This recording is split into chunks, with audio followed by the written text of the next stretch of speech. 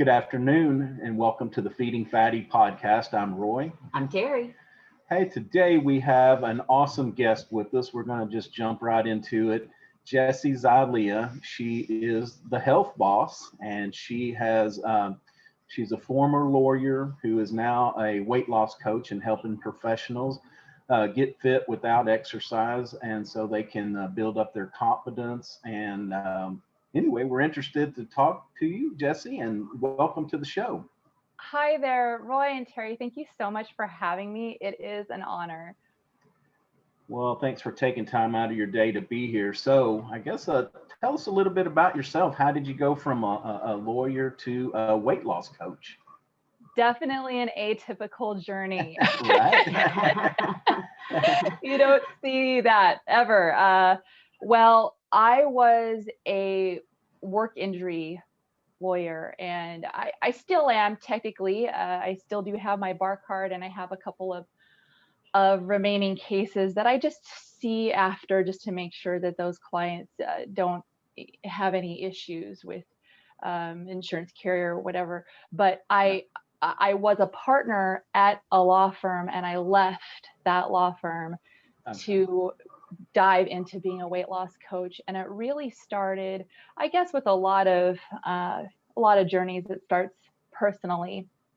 When I was a partner at the law firm, I worked an insane amount of hours, so many hours. And even before I was partner, the law firm I was at, it was counter to how law firms are, quote unquote, supposed to go. It's supposed to be that the higher up the food chain you go, the more relaxed you get to be. That was not the case with my prior law firm. The higher up you went, the harder and harder you had to work all the time. Right. And that was very stressful. I was getting very little sleep. I was getting probably on average about 3 to 4 hours every night. My husband nearly called an intervention on me because I would be up on the couch with my laptop, and around 3 or 4 in the morning, I'd fall asleep with my laptop open, kind of like a zombie. Right. He'd get up around 6 or 7 and see me positioned that way. It was affecting everything. It was awful. And over the course of time, over a period of years, the weight just slowly came on and came on and came on without me really too much realizing it. I didn't have time to go to a gym or anything like that. And so just the idea of even losing weight, I sort of put it in the back of my mind. And I didn't truly realize that I was even gaining this weight until June of 2016. I had a very specific experience. I was stressed out to the limit. We had a firm managing partner who was absolutely terrible at that time. And I remember going home early, waiting on the couch for my husband to come home. And I said, we are going on vacation. It was not negotiable. This was a declaration. Oh my gosh. I need to be with stressed. Yeah. So I made it happen, and we went on this vacation. The vacation involved swimwear. Oh no. It involved for me a bikini. And I remember being in the hotel room, putting on my bikini, looking in the mirror, and not experiencing what you necessarily would anticipate. I looked and I said, I look pretty good. And then the photos came. So my husband, he's a photographer. And then we did some parasailing and whatever. And he would take a couple of photos and show me. And I'm thinking, what is up with your camera? Clean that lens off. It's adding like 20 pounds to how it really looked. Well, then when all the tour guides were taking photos and they were showing me like, hey, would you like to buy these photos? They can, because everything's digital now, you can look at them ahead of time. And I didn't want any photos on this vacation. I thought, it's not like all the cameras are broken. Like, this was reality. I wasn't seeing reality. Now, body dysmorphia happens usually in 2 different ways. And I don't want to be gendered about it, but what I see is that men tend to experience body dysmorphia in the way that I did. They'll look at themselves and are like, I look amazing. Yeah, And exactly. when they might not be. You know? But women, it's the opposite. Women tend to look in the mirror and, think of themselves as quote unquote looking worse than they really do. Anyway, so I experienced that, and this vacation that was supposed to be de-stressing ended up being depressing. I didn't mean to make a rhyme just there, but it's true. That's how I felt. Too, dang. I was determined to do something about it, and I had to find something that did not involve exercise because I couldn't take the time out of my day. Yeah.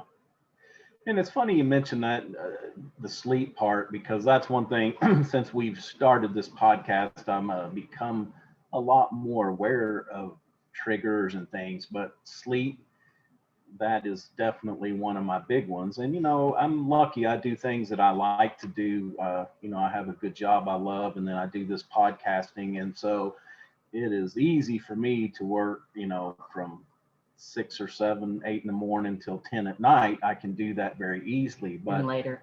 yeah, maybe later.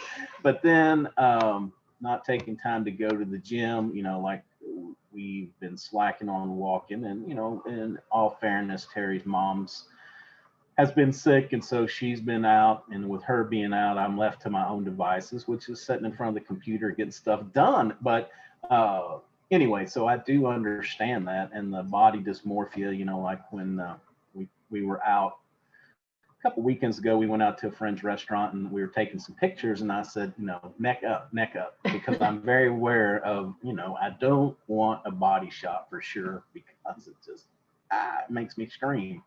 Yeah. But anyway, so I definitely understand that, the sleep, and then the not being able to I would love to go to the gym. I mean, I would personally love to be an athlete because I could spend 2-3 hours every day in a gym. Mm-hmm. The problem is it's just not feasible.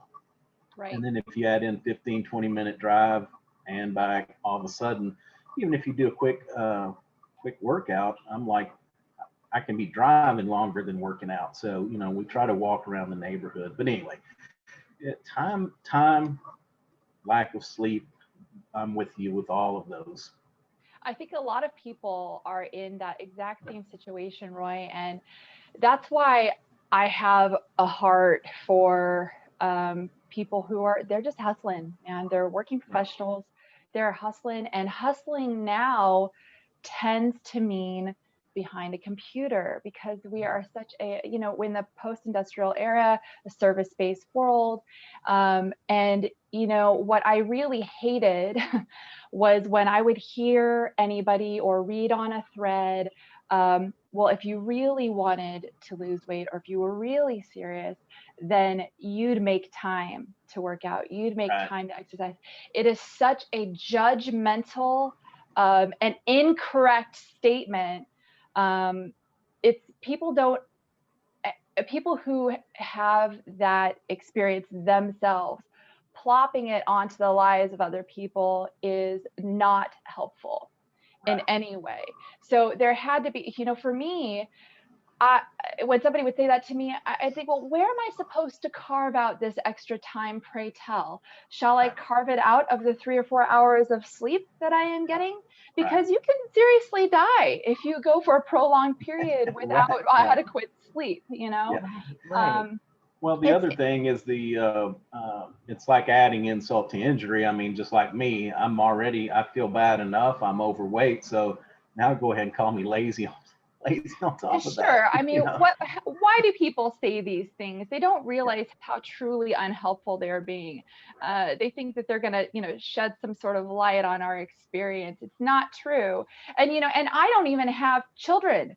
I have rescue animals, plenty of them, but I do not even have the people that I knew who were in my same situation, but also had children. Where are they supposed to take the time out? Away from their children? Now we've got COVID-19. People who have, especially the young children around, what are they supposed to do?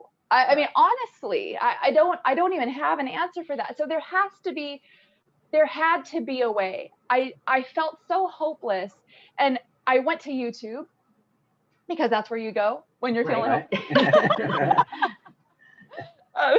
I went to YouTube and I just started, searching, and the only channels that I could find were either people who were in their 20s. And look, I'm not trying to judge anybody who's in their 20s. If you're in your 20s, you're in your 20s. But when they're trying to tell people like me how to lose weight, this is not going to work out, man. We do not have the same lifestyle. We do not have the same daily experience. And I can't, we don't have the same metabolism. Let's face No. it, it's not happening. I'm in What my metabolism, right? so it's not going to work out. But if the other type of sort of help that I saw, if people were my age, they were in a very fortunate situation to where they could spend a lot of time in the gym. They were going like 5-6 days a week. I did not have any of that. I was trying to find a weight loss solution that involved no extra time, and that catered to people who were middle-aged and sedentary, because that was my job as a lawyer. Yes, you travel, but when you travel, you're seated on a plane, you're seated in your car, you're in the courtroom, you're seated. So it's a lot of sedentary work, and I needed something that fit all three of those criteria. I couldn't find it, so I started a channel that would fit my own need, and then people just started following me. Really weird. That's awesome. Well, they say that sitting is the new smoking, and that's what's gonna, eventually we've all quit smoking. So now that the setting is gonna end up taking more lives as we progress through this, especially with this, the pandemic is prolonged, because it's hard. People are scared to get out. The older you are, the more concerned you need to be, and I guess it compounds because the older and then less healthy, it's like for somebody like myself, we start stacking all these variables on top, and it's like, well, we just don't get out. We've been fortunate enough to go to the gym some, but going out to eat or doing those other things, we just don't. Which, not that going out to eat is great, but sometimes just getting out is exercise. And my favorite saying for me is that it doesn't matter what I'm doing. If I'm outside doing something, that means I'm not inside sitting here eating. But with the pandemic, a lot of people don't really have much of an alternative there. That's true. And, mentally, it's been very important for people to be able to get out in any capacity. I mean, how exciting is it now to get in your car and go pick up takeout? So exciting. Right. Yes. Oh my gosh. Yeah. So our world has shifted, and I think that it's fine to want to get out. There's something that does for us psychologically and emotionally that is very important for us. And I mean, I've heard several people say this. I believe that this is true, that we are not thinking people who feel emotions. We are emotional creatures who happen to think, and so we have to take care of those things. Yeah. No, that's sure. So true. Oh my gosh. So part of what you talk about a little bit is the metabolic syndrome. What can you explain what that is?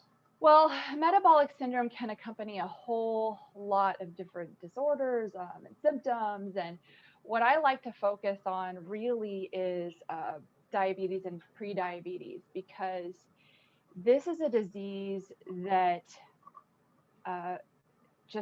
it's, I don't have a good word for it, because there's not a sinister enough word that can explain the wreckage and the carnage that diabetes plays in people's lives. And then people are pre-diabetic, and I've known countless people where they say, well, but it's in my family. It's like, yes, but what people are often unaware of and often not told is that type 2 diabetes and pre-diabetes is always associated with type 2 diabetes, that these things are preventable and they are reversible.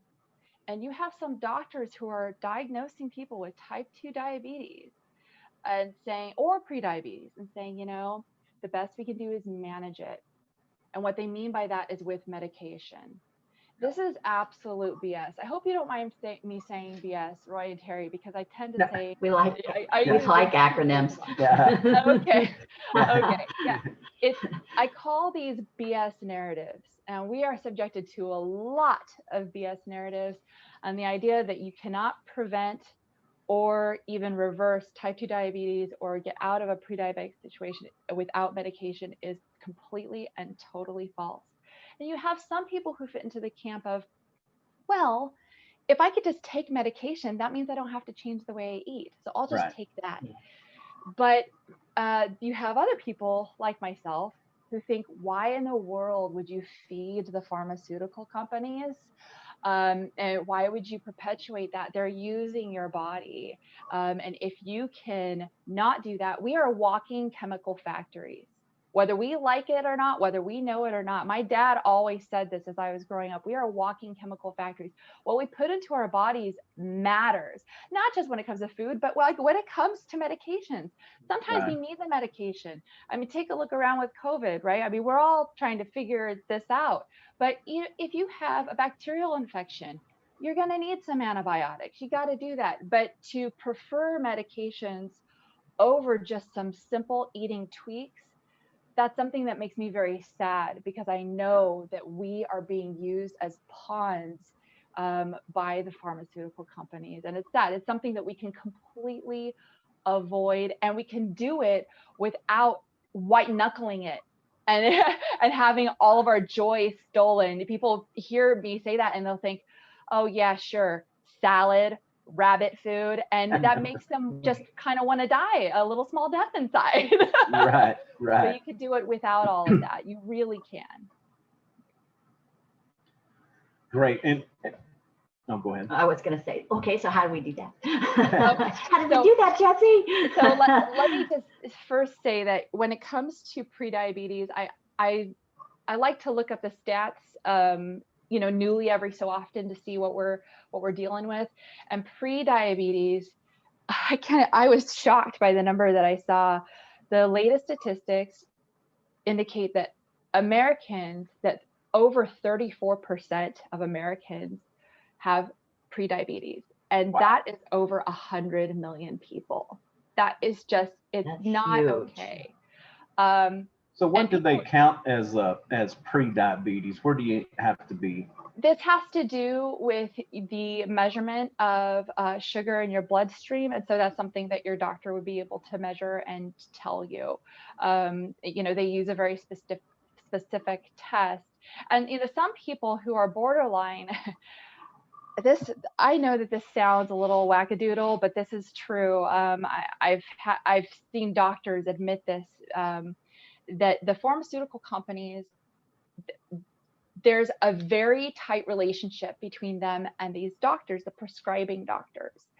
So, and my ex's brother was a pharmaceutical rep, and he would confirm that what would happen is that when a doctor, they would keep tabs on doctors prescribing their medications. And when a doctor's numbers started sinking, the rep had to go to that doctor's office and say, hey, why aren't you prescribing our meds? So when you're being diagnosed with prediabetes or with diabetes, how do you even know what to trust anymore? It's if you can't trust your doctor, who can you trust?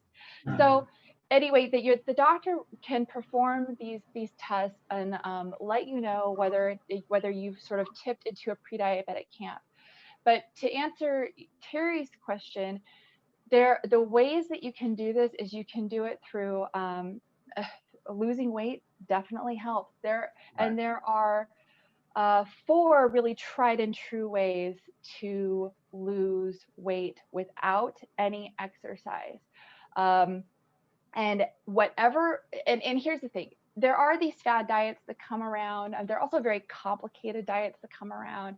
And you could have some scientific articles that will indicate, okay, yeah, there's there's proof showing that this might be helpful, but that's not the important thing. So I read the literature. Before I went into law, I was I was actually accepted into a PhD program in sociology, and I had published Wow. peer-reviewed journal articles. So I am used to looking at the literature. I know how to read the literature. I know whether the methodology is a bunch of crap or whether it's actually decent and solid.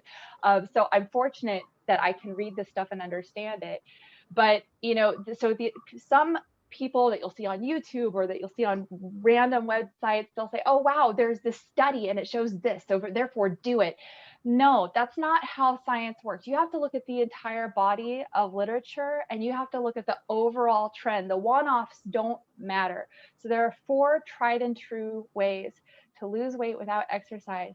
And the thing is, it's for any of your listeners, they'll hear these 4 things, and some of them they'll be like, ugh. And some of them they'll be like, huh. And that is what matters, because that visceral reaction, that has to do with your personality. People look at the testimonials of these different diets and they'll say, man, I want that. I want that result. I want to feel that way. I want to be comfortable in my clothes. I want to be confident naked, or in a bikini. I want to be energized to play with my kids or my grandkids or at work, or I need to level up. I want to start my own business, whatever. So they'll look at these testimonials. They'll want that for their life. And then they will start this diet, even if unbeknownst to them, it does not fit their personality. Then they'll white knuckle it until finally they jump ship, and they're like, screw it. And once they have the screwed attitude, it's overwhelming. Yeah. So the four methods, one is the one that I hate the most. That's my personality. That is counting. Ugh, gross. Counting calories, weighing food. But you do have some people out there where numbers are their friends. They love it. It brings them a comfort. And so they really enjoy that practice. I am not one of those people. I do love numbers, but not in that way. I don't want to have to worry about it. And desk job professionals, most of us can't be bothered. We have too much crap we're doing. We don't want to spend extra time or mental energy dealing with this stuff. But that does work. It does work. The second way, and this will maybe cause some of your listeners to wonder whether what I'm saying is true, but it is a high carb diet. It's a high carb, low fat. But when we hear carbs, for some reason, cupcakes and pizzas and brownies, and for some reason, these have been termed carbs. This is a myth that I would really like to bust. This is not true. What these are is they are simple carbs, highly processed carbs with highly processed fats together. They are together, and that has a very particular it causes a very particular hormonal fat storing response. But to say that these are carbs, that is a total mischaracterization of what these foods actually are. So a high carb, low fat diet, that would involve, like look at the Asians that are eating like noodles and rice and vegetables and whatever, and they're fine. Where they're not fine is where a lot of fast food companies have been introduced into the region. That's where they're starting to get unfine, and they're starting to look more and more like us. Right. But in the rural regions, they're doing great, but they're also working really hard. And I'm not talking about service industry, post-industrial. I'm talking about physical labor. So that's something to think about. Right. The third way is a low carb diet. And the thing that makes me concerned about low carb diets only is that a lot of people dive into it without knowing how they're what they're diving into and how to properly dive. So they'll think about this, they'll look at Time Magazine's old debunked article, The Butter is Back, and they will eat absolute crap. And it's been shown to lead to early death if you don't do it right. You can take 10 years off your life like that if you do a low carb diet the wrong way for a prolonged period of time. But if you do a low carb diet, and you can lose the weight, but I don't want people to go into an early grave skinnier. You know what I mean? Exactly. Just so they can fit into the casket. Yeah. You just buy a skinnier casket. I mean, that's not fun. So, but there is a way to reduce your weight on a low carb protocol that also will either not reduce your life or even extend your lifespan. And then the fourth way that you can do it is just what I call a mixed medley. So these are people who need to have a lot of flexibility, a lot of balance in their life. So they're the kinds of people where their plate really is going to be a mix of your macronutrients, your carbs, your proteins, and your healthy fats. So I think that's what I did. That's what I came out as, the mixed medley. Yeah, I saw that. Yeah, you took my personality, my food personality quiz, Terry. I want to know what my personality is, man. Yeah. And there are ways to do these things where you can still enjoy, some of your favorite foods. And it's not a matter of, I never tell people that they can't have something. I don't think that that's a good mentality. I don't think that that leads to good behaviors. And it's not helpful. It doesn't work long term. Short term, anybody can white knuckle anything. Long term, it doesn't work. So I really believe in making things workable for people and meeting people where they currently are right now, instead of forcing them to put the square peg of their food personality, whether they know about it or not, into the round hole of a certain diet. No. Yeah, can you? I was just going to ask you about the test. The mixed medley, and then I think that was like 62% on my scoring, and then right under that was the low carb. Yeah, I believe. So. Yeah. Very interesting. But I mean, if you were to tell me that I couldn't have something, I definitely could do it for a little while, and then I'd be like, watch this. You see this? I'm eating. Yeah. I mean, I'm going to go way overboard just to prove that I can. Yes. And then, I think that is a normal experience. I think a lot of us have experienced that. If any of us have been on diets before, I think every single one of us can relate to what you're talking about, Terry. Oh, yeah. I mean, look what I have up my sleeve. I got cookies. Yeah. I got them hidden, tucked away. Yeah, because there's really an all or nothing mentality that I think we've kind of been socialized to accept an all or nothing mentality, that, like truly serious people are all in. Oh my goodness gracious. And then once you are like, I'm going to cave. But if you're going to cave, you're going to cave all in too, because darn it, you're all in. You are serious. Look at me. You can't tell me what to do. I'm serious about like not doing this. Screw this. And once you have the screw it mentality, it can take what would be, I don't even call it a setback. I call it's just part of the process. But you would take something that could be just part of a process, and instead it becomes this enormous setback, this huge psychological and emotional wall that's there. Goodness only knows how many months or years it's going to be before you even try anything else, because what you think is, well, I've tried all this crap before. I've tried it before. Nothing works. I've tried everything. Hell, I used to say that too, until I finally decided just to dive into the science myself. Now, I was so determined, and I was very fortunate to have the background in research that I have, because since June of 2016, when I had that moment, I've probably done a little over 1,000 hours of secondary research into the peer-reviewed literature. People don't have time to do that, and they don't, so that's why they go onto some of these very questionable websites, but they have the word health. I think I don't want to defame anything, but there are some health blank websites that are out there where their information is not good.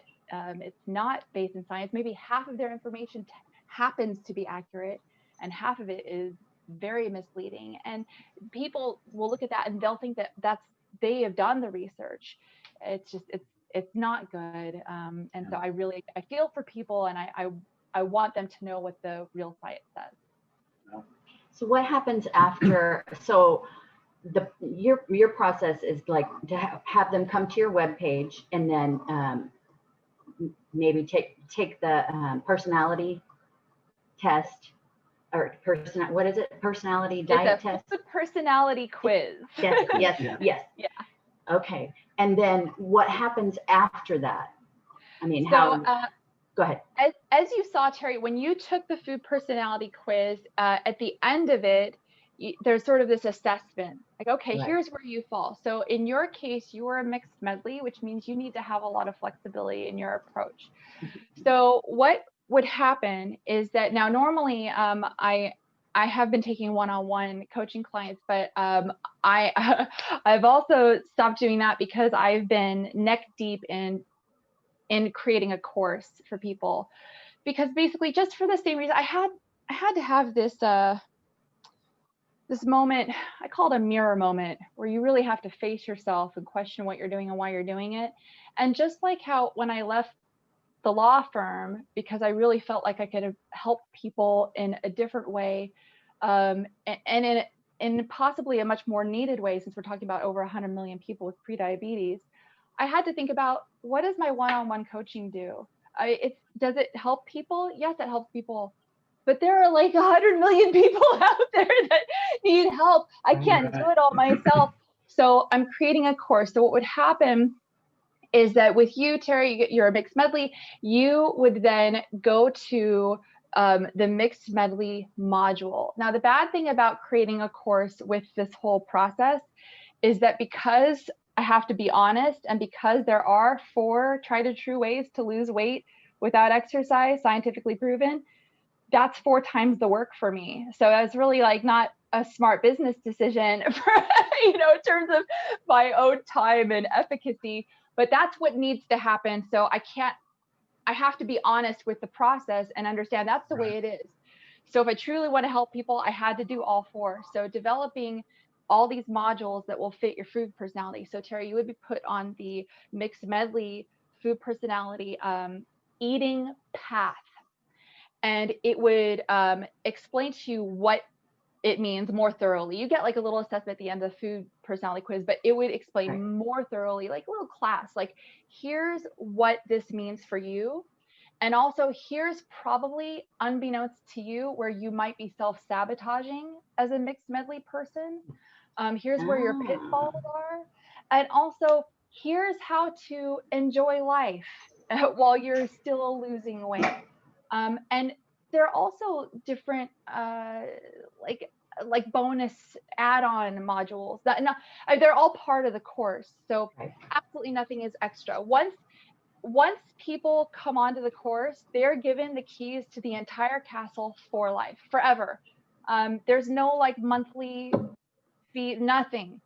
And you can come back to it as life happens. So there are these different add-ons that you can just sort of play with. I'll give you an example.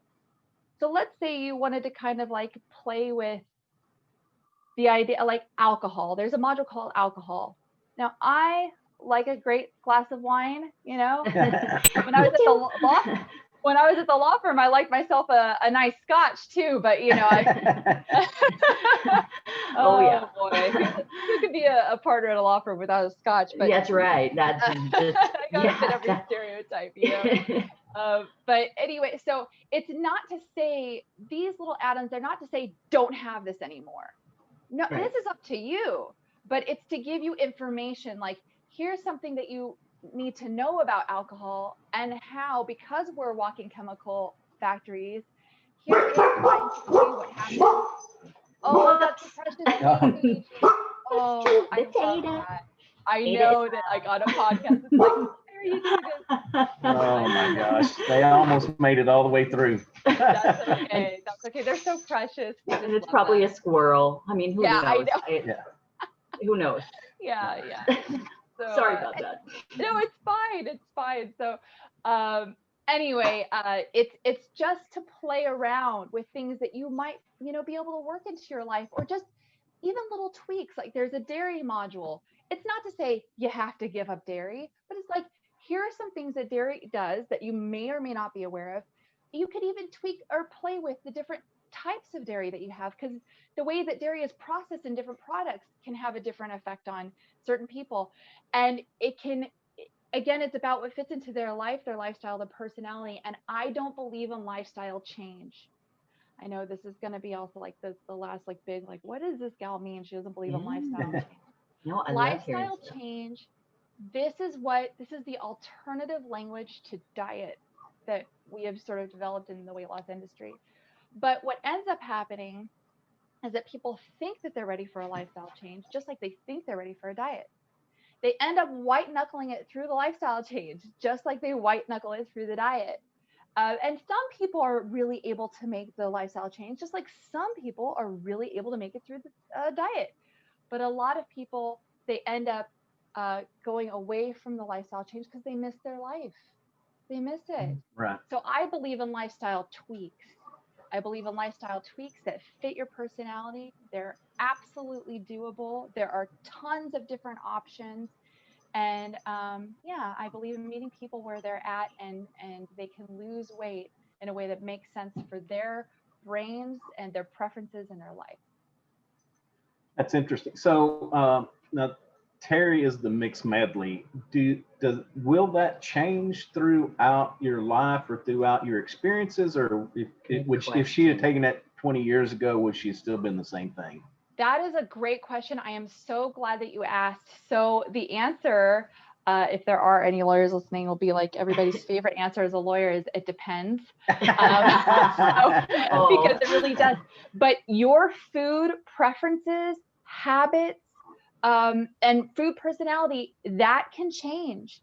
One thing that that was absolutely crucial for me to include in my course is that I want it to be something. The reason why it's important to have lifetime access is because life happens. Like, you have to take care of a parent. You have a kid. You know, you get injured. You know, goodness forbid. Like, but you know, something happens to you, whatever. Or COVID-19 happens in the first 2 months. We're all like numbing out on flatbread and wine, like I do, you know. So, but life happens. You need a place to call home. So whenever you're like in trouble, you can always go back home. And so this is a place where you can go back home, and you can always start over you just retake the food personality quiz. And you might end up on the same path, but you might end up on a different path. But if you do, it's okay. Then we just start you off on that eating path, and you go on your journey. You hit your goals, and you know, everybody's supportive of one another. Okay, interesting. Okay. And so like there's the alcohol and the dairy module. How many other modules are there that will go with that? Oh gosh, there are so many. Is there so many? Can you please give us the exact amount? There's so many. You know, I haven't even finished creating all of them, but I mean, we're talking about at least a dozen, and these are just like, because they're options. People need to know that there is more than one way to lose weight. Right. There, without exercise, you know, and I'm not poo-pooing exercise. Exercise is great, but if you don't have time for it, especially not right now in your life or whatever, or if you just don't have the mental energy or whatever, right, hope is not lost. You can still do it. It is tried and true. And so there are a lot. There's, you know, sugar and fructose. There are lots of different things, and you don't have to give up any of it. You just learn a little bit about it. You can tweak as you need. And group coaching calls are really key, because it's a way to have a community. The introverts don't have to talk. They could just listen. They could submit questions beforehand and still get their questions answered. Answered. The extroverts, they're happy to take it over. Right. Yeah. So it's a way to be, and to know you're not alone. There's so much shame attached with, you know, wanting or needing to lose some weight. I mean, I even try to say, I take desk job professionals from fluffy to fit, because fluffy, I feel like, is a kind word. Right. You know, it's a very sweet. I just see a little Peter Cottontail, fluffy. Yeah, it is. You know, because no matter what stage we're at, we're all valuable. We are all worthy. We are all we are all worthy of love and lovable and wonderful people as we already are. It's just that no matter who you are and where you're at, nobody can tell you, be confident. You look XYZ amazing. Only you know what that looks like on you. So anyway, yeah, that's what I tried to do. Yeah, and that's why, you know, the community, there's so many people out there that are hurting. And, you know, it's like I have a great partner in Terry that's very supportive, whether I want to eat bad, good, you know. I'm horrible. I'll go either way, anyway. You want ice cream? Oh, okay. But she, you know, she has worked very hard, you know, with cooking, and we've even started doing a lot of cooking together. But that's exactly why we started this, was not only to help people, show people that you're not alone in this, but also to be a little vulnerable in the fact that no matter how good you do at anything, you're always going to fall off. But you know what? It's life. You got to just have your mistake, admit it, pick it up, and start moving on again. We can't, you know, you can sit around and beat yourself up, but that's going to make you want to eat more Ben and Jerry's and maybe have more of those alcoholic beverages than what you really should. Right. Well, that's true, but you know, also if you don't mind me being so bold, Roy, you know, I would argue that it's not even about being bad. I would try to even take that idea of like, I even try to take the idea of cheating, the idea of being bad, the idea of any sort of word that has a judgment that's attached to it, even if subconsciously. Yeah. And instead, if you make it part of the process, you're not quote unquote being bad. You're just, that's just part of the process. Right. Right. You know? So you're not abandoning a diet. You're not like going away from a program or whatever. If your program involves that and includes that. Yeah. Which you're right. That's exactly right. No, that's exactly right. And you know, we need.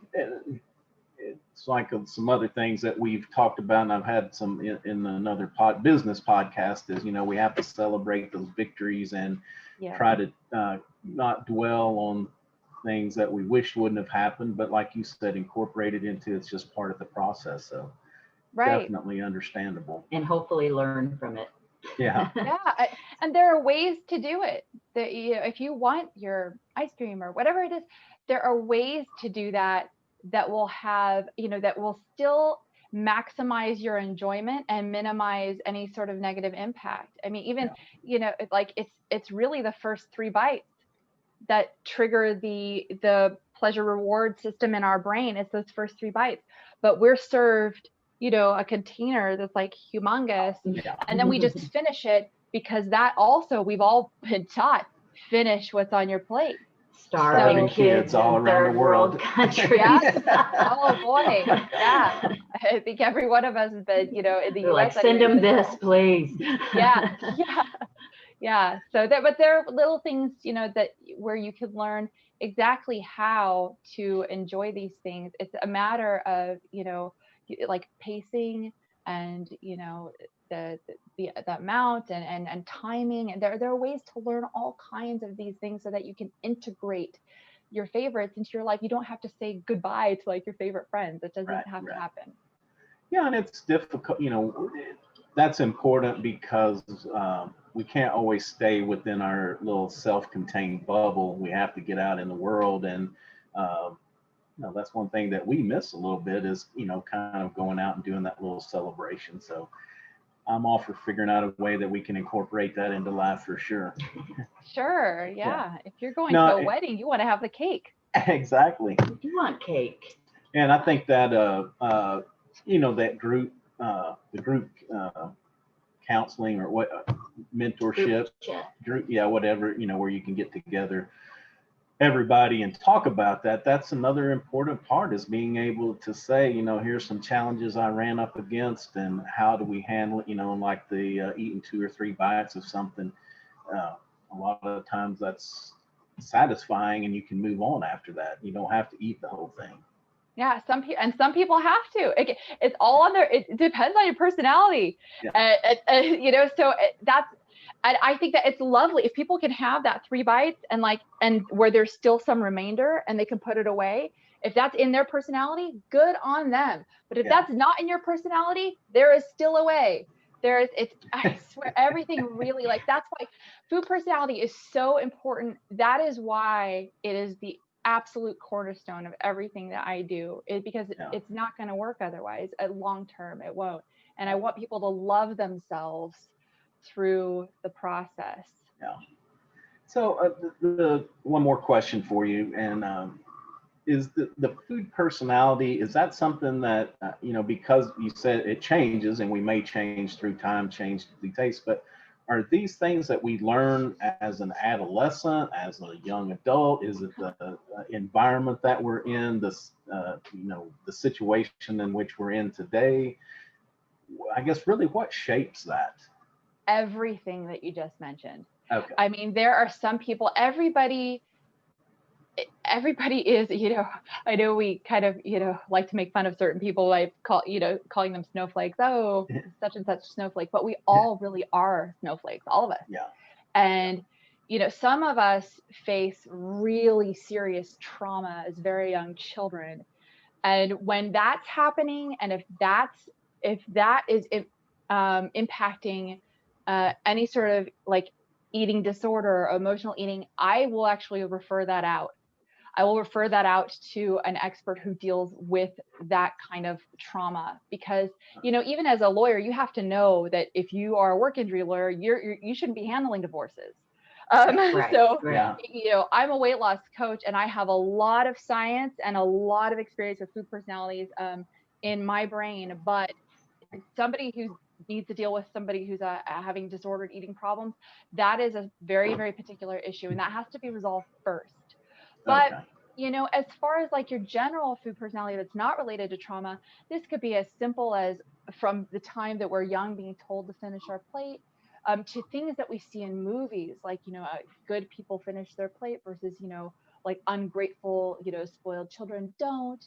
Or it could be, it could have to do with scarcity, especially if you grew up poor, you could be finishing your plate, not because you're told that, but because that's all you're going to get for a while. Right. It could be adolescence. It could be hormones while we were teenagers. It could be as adults. It could be COVID, for all I know, being like, okay, now you're stuck at home and you're eating the same as you used to, but you're on the sofa 24/7. There are so many things that could influence this, for a person. It's funny you mentioned the scarcity, because I grew up with a guy, or I knew him as a young adult, that they had food scarcity when he was growing up. They ate a lot of beans and a lot of stuff that they came out of their garden. And he said when he was a teenager, he said, I will never eat another meal that does not have meat. And so that was one of their big things, is that every meal, his wife, there was some kind of meat, steak, chicken, whatever, but so definitely, shaped him for sure. Yeah, that's a big deal. That's a really big deal. Well, Jessie, thank you so much for taking time out of your day. We appreciate this information a lot. And before I ask you to kind of give your commercial, so what is a tool that you use either in your business life, in your personal life, a tool, a habit, a ritual, something that you do every day that you couldn't do without? Well, anybody who knows me knows, I know I mentioned my little rescue animals before, but I love these babies so much. And, every morning they come and they find me, after my husband's an earlier riser than I am. And once he's left, I get all four of them make their way to me, and we're all cuddling. And there is something so special about that. Just, I don't know, the love of these rescue animals. I don't think I could do without it. I really don't. They bring me a richness in my life that is really irreplaceable. I love that. Well, we have a snuggler, and then she turns to the devil. She will set up and just give you the death stare. It's like, I'm so hungry. I know she's thinking, I'm so hungry, you just need to get up. She knows exactly when it's time to go out, exactly when it's time to eat, exactly. And that's why she's getting so restless right this minute, because in the minute it's 5 o'clock here. The minute that clock chimes 5 is like, where is my bowl of food at? Yes. Yeah. Exactly. Well, if you don't mind, tell everybody how they can reach out and get in touch with you. And do you have kind of an ETA on rolling out the course. courses? Yes. So my course that I am developing, it's called the Health Boss Blueprint, and that rolled out on January 8th. I'm taking pre-orders at like this humongous discount for the whole month of November. Okay. And it's on my website. You can find it. It's just jessiezaylia.com. My YouTube channel is Health Boss. If you just look up Health Boss, you'll be able to see it. Okay. And I usually have the link to my website underneath my videos, at least the most recent ones. Okay. Yeah, and we'll be sure and put all of your links, and not only to your site, but to the YouTube, into the show notes, and to our webpage as well. Oh, yes. This has been so much fun. Yes, it has. It's been a pleasure speaking with you. Thank you so much. Thank you so much. What a You're welcome. Great perspective, and learning about the personality. Oh my gosh. Yeah. Who knew? You know, I mean, it sounds simple, but it's not. I mean, you know, it sounds simple, but it's not. There's a lot of research that goes in behind there. Yeah, a lot of research. Oh my gosh. It made me tired. Yeah. Well, it's been a pleasure, and thank you both. Well, thanks. You bet. Thank you. All right, to all our listeners, you can find us at www.feedingfatty.com, also on iTunes, Stitcher, Google Play, and Spotify. Be sure and share this awesome episode so all of your friends can hear Jessie as well. We look forward to talking with you. We're also Facebook, Twitter, and Instagram too. All right. Till next time, I'm Roy. I'm Terry.